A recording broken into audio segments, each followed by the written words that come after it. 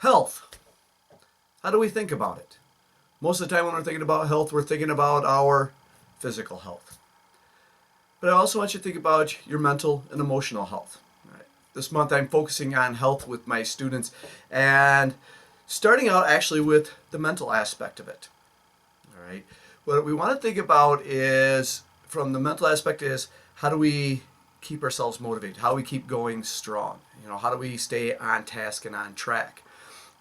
We all have good days and bad days. It's the nature of life. But when we have our bad days, there's a way to neutralize the bad.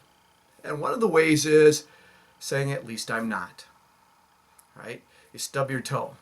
You say, well, at least I'm not missing the toe. Or you end up being late for work. Say, well, at least I have a job. At least I'm not unemployed. There's a lot of different variations of this. We live in comparison.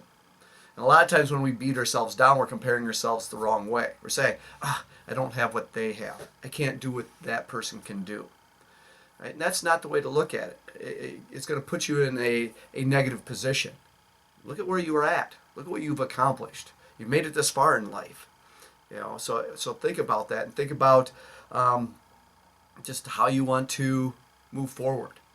The other part of it is, when we do get caught comparing ourselves to people who are doing it at a higher level, because we should look to them. I'm always looking at people who are performing at a higher level, doing things on a bigger scale. How can I catch up? So when I see them doing much better, I don't get jealous. I keep telling myself, I'm not there yet. I got to figure it out. And I can keep working at it until I get it figured out. Right? So the two terms to keep close at hand is at least I'm not, and yet. So as we go through, again, I could talk about physical health, mental health, emotional health for hours and hours and hours on end.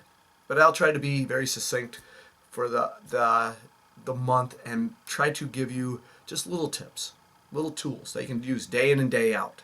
I found that at least I'm not one extremely helpful for a long time, and now I think it's actually become an automatic trigger for me, as has yet. So it isn't an automatic trigger for you yet, but it will be if you practice it.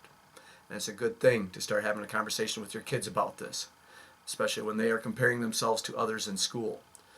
Preteens and especially teens, they are constantly comparing themselves. Help them through that. These are two little terms, two little ideas can make a huge difference. So use it to your advantage and help your kids use it to theirs.